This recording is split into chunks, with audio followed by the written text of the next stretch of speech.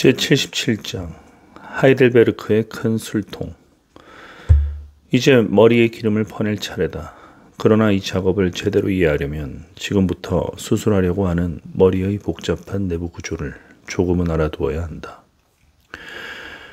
향유고래의 머리를 단단한 타원형으로 생각하고 그 경사면을 옆으로 자르면 두 개의 코인으로 나누어지는데, 아래쪽 코인은 두개골과 턱을 이루는 골질 구조이고 위쪽 코인은 뼈가 전혀 없는 기름 덩어리다. 넓은 앞쪽 끝은 크게 부풀어 오른 수직의 이마를 이룬다. 이 위쪽 코인을 이마 한가운데에서 수평으로 자르면 거의 똑같은 두 부분으로 나눌 수 있는데, 원래는 두꺼운 힘줄로 이루어진 내벽이 이것을 자연스럽게 갈라놓고 있었다. 수평으로 재분할한 것의 아랫부분을 지방조직이라고 부르는데, 그것은 기름이 스며든 수만 개의 세포가 모인 하나의 거대한 벌집이다. 이 벌집은 질기고 탄력 있는 하얀 섬유질이 종횡으로 교차하여 이루어진다. 향유고래의 머리에서 기름통이라고 불리는 윗부분은 하이델베르크의 술통으로 생각할 수 있다. 그 유명한 술통 앞면에 신비로운 조각이 새겨져 있듯이 향유고래의 커다란 주름투성이 이마에도 그 놀라운 기름통을 장식하는 이상한 무늬가 수없이 새겨져 있다. 게다가 하이델베르크의 술통이 언제나 라인강 유역의 고급 포도주로 가득 차 있듯이 고래의 기름통도 고래 기름 가운데 가장 귀중한 기름, 즉 값비싼 경뇌유를 순수하고 투명하고 향기로운 상태로 저장하고 있다. 고래의 다른 부위에서는 이 귀중한 물질이 순수한 상태로 발견되지 않는다. 살아있을 때는 완전한 액체로 있지만 죽은 뒤에 일단 공기와 접촉을 하면 곧 굳어지기 시작하여 물속에 막 생겨나기 시작한 얇고 깨지기 쉬운 얼음처럼 아름답고 투명한 결정체가 생겨난다. 큰 고래의 기름통에서는 대개 500갤런의 경뇌유가 나오는데, 불가피한 사정 때문이긴 하지만 불안정한 자세로 최대한 많은 양을 확보하려다가 상당한 야량의 기름이 엎질러지거나 새거나 흘러서 영원히 사라져 버린다. 하이델베르크의 술통 내부가 얼마나 훌륭하고 값비싼 물질로 칠해져 있는지는 모르지만 향유고래의 기름통 내부를 형성하고 있는 얇은 진주빛 막, 고급 외투의 안감처럼 매끄러운 막과는 비교할 수도 없을 것이다. 향유고래의 기름통은 머리의 위쪽 전체에 걸쳐 있고, 앞에서 말했듯이 머리는 전체 길이의 3분의 1을 차지하고 있기 때문에 상당히 큰 고래의 전체 길이를 25m라고 하면 고래의 기름통을 배전에 세로로 길게 매달아 놓을 경우 깊이는 8m가 넘는다. 고래의 머리를 자를 때와 마찬가지로 수술자의 예리한 칼은 경뇌유 저장고로 통하는 구멍을 뚫을 곳과 가까운 곳을 지나간다. 따라서 서투르고 엉뚱하게 성역을 침범하여 귀중한 내용물을 헛되이 흘려버리지 않도록 조심해야 한다. 이렇게 몸통에서 분리된 머리는 마침내 그 절단면을 위로하여 물 밖으로 들어올려 거대한 도르래로 그 자리에 고정시킨다. 그래서 그 일대는 도르래의 산밧줄이 어지럽게 교차하여 어수선한 상태를 이룬다. 이 이야기는 이쯤에 두고 이제 향유고래의 하이델베르크의 술통 마개를 여는 그 놀라운 거의 치명적인 작업으로 관심을 돌려주길 바란다. 제78장 기름통과 들통. 타슈테고는 고양이처럼 날쌔게 위로 올라간다. 꼿꼿한 자세 그대로 위쪽에 길게 뻗어있는 주돛대의 아래 활대 위를 곧장 내달려 위로 들려 올려진 고래의 머리통 바로 위에 오른다. 그는 작은 고패라고 불리는 가벼운 도르래를 가져갔다. 하나의 밧줄이 하나의 활차 바퀴를 통과하는 간단한 도르래 장치다. 타슈테고는 이 도르래를 활대에 단단히 매달아 아래로 늘어뜨리고 밧줄의 한쪽 끝을 흔든다. 그러면 갑판 위에 있는 선원 하나가 그것을 잡아서 단단하게 고정시킨다.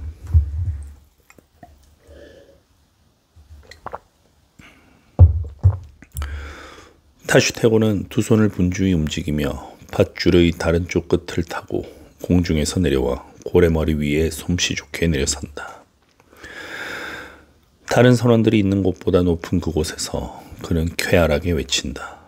첨탑 꼭대기에서 선남 선녀들에게 기도 시간이 되었음을 알리는 터키의 무해진 같다. 자루가 짧고 예리한 칼을 올려보내면 그는 고래의 기름통을 뚫고 들어가기에 적당한 곳을 부지런히 찾는다. 그는 이 작업을 매우 신중하게 진행한다. 낡은 집에서 황금이 감추어진 곳을 찾으려고 벽을 두드리는 보물사냥꾼 같다. 이 신중한 탐색이 끝날 무렵에는 쇠를 댄 튼튼한 들통, 꼭 두레박처럼 생긴 들통이 도르래 밧줄의 한쪽 끝에 이미 메어져 있고 밧줄의 다른 쪽 끝은 갑판을 가로질러 두세 명의 재빠른 선원들에게 잡혀 있다.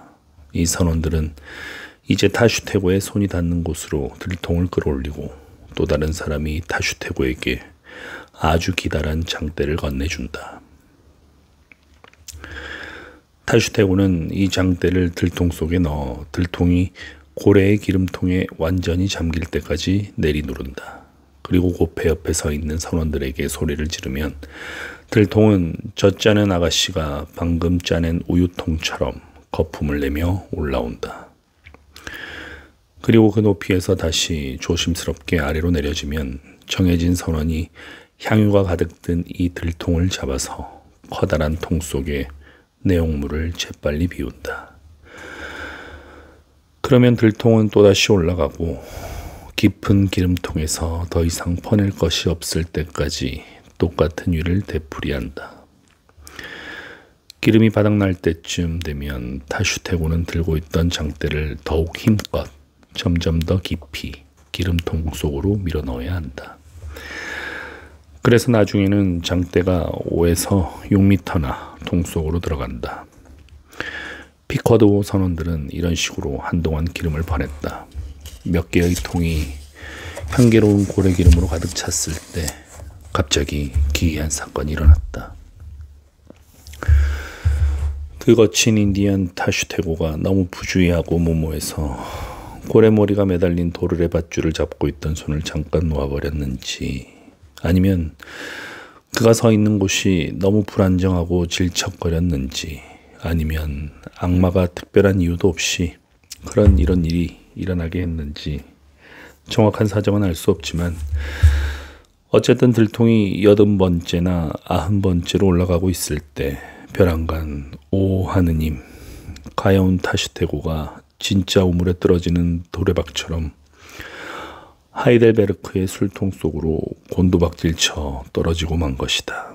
그리고 기름이 꾸르륵거리는 오싹한 소리와 함께 시야에서 완전히 사라져버렸다. 사람이 떨어졌다. 당황하여 어쩔 줄 모르는 선원들 속에서 맨 먼저 정신을 차린 다구가 외쳤다. 들통을 이쪽으로 보내. 다구는 도르래를 잡은 손이 미끄럽기 때문에 몸을 안정시키기 위한 한 발을 들통 속에 집어넣었다. 그러자 도르래를 맡은 선원들은 타슈테고가 고래 기름통 밑바닥에 아주 떨어져 버리기 직전에 다구를 고래 머리 위로 끌어올렸다. 그러는 동안 배에서는 대소동이 벌어졌다. 배전 너머로 내려다보니 조금 전까지만 해도 생명이 없었던 고래 머리가 그 순간 무슨 중대한 생각에 사로잡히기라도 한 것처럼 수면 바로 밑에서 진동하고 흔들리는 것이 보였는데 사실 그것은 가여운 인디언이 버둥거리는 몸부림을 통해 자기가 얼마나 위험한 깊이까지 가라앉았는가를 무의식적으로 보여주고 있을 뿐이었다.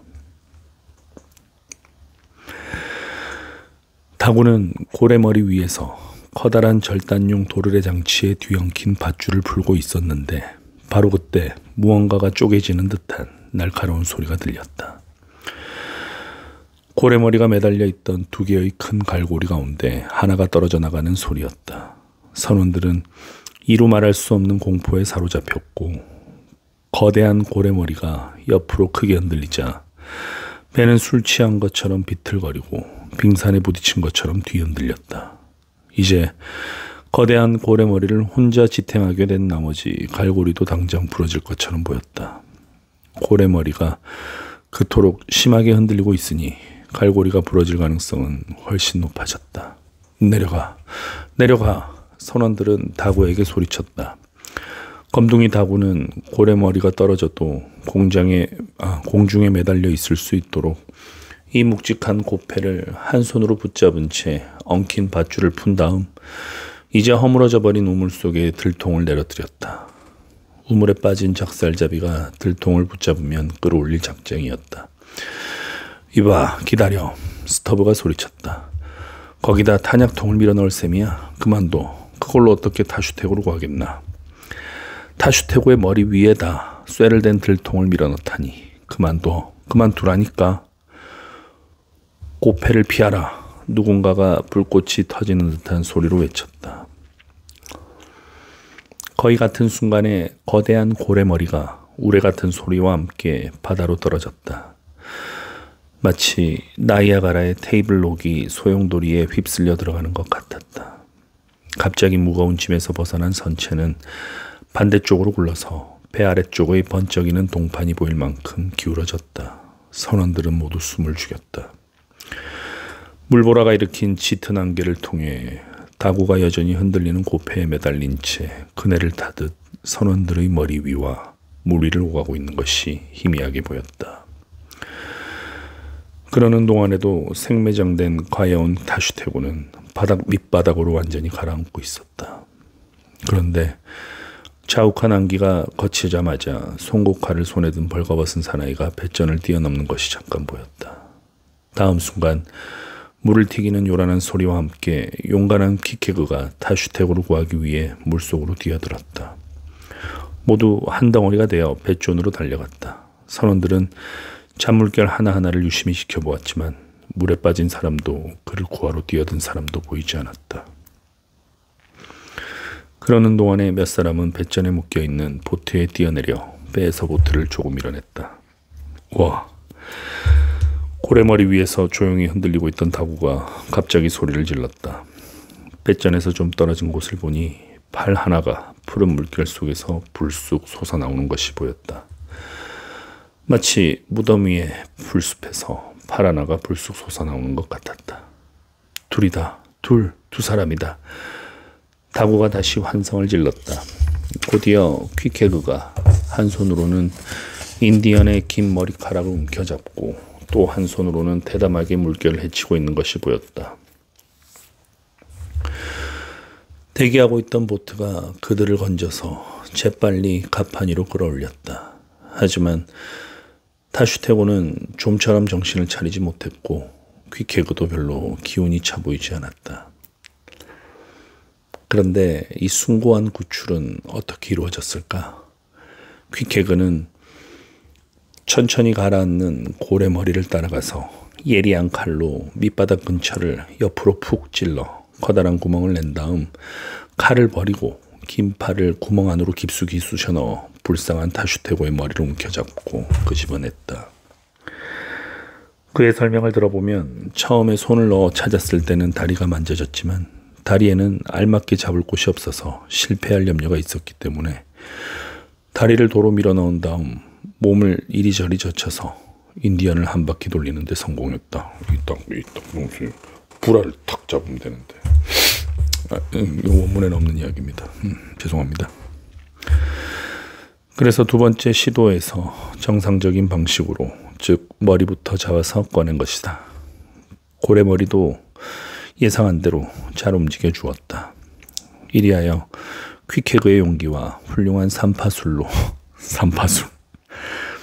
이리하여 퀴케그의 용기와 훌륭한 삼파술로 타슈테고의 구조, 아니 출산이 성공적으로 이루어졌는데 가장 불운하고 절망적인 위험을 무릅쓰고 구조에 성공한 것은 결코 잊어서는 안 될 교훈이다.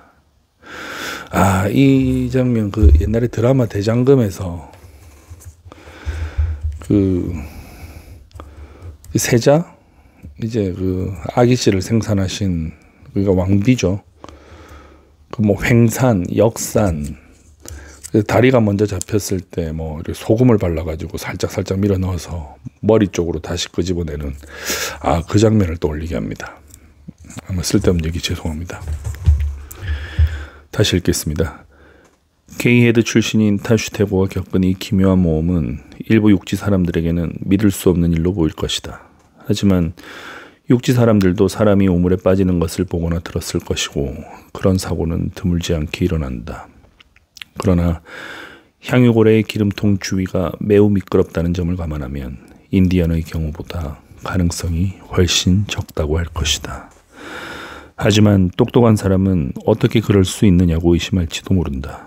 우리는 세포 조직에 기름이 스며든 향유고래의 머리가 고래의 몸에서는 가장 가벼운 코르크 같은 부분이라고 생각했다. 그런데 너는 그 머리를 그보다 훨씬 비중이 큰 물속에 가라앉게 했다. 어때? 손 들었지? 천만에.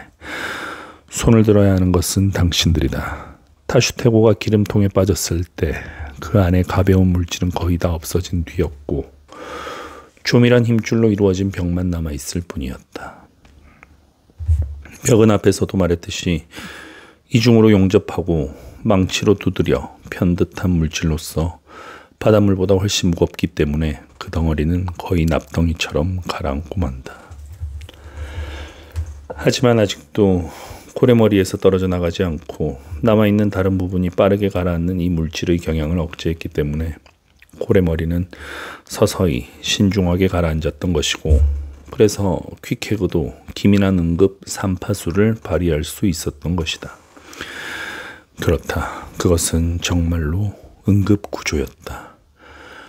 만약에 타슈테고가 고래 머릿속에서 죽었다면 그것은 매우 귀중한 죽음이었을 것이다.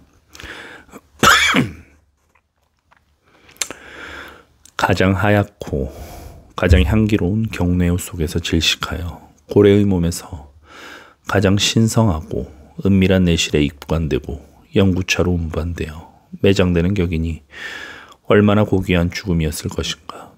이보다 더 감미로운 죽음이 있다면 내 머리에 떠오르는 것은 한 가지뿐이다.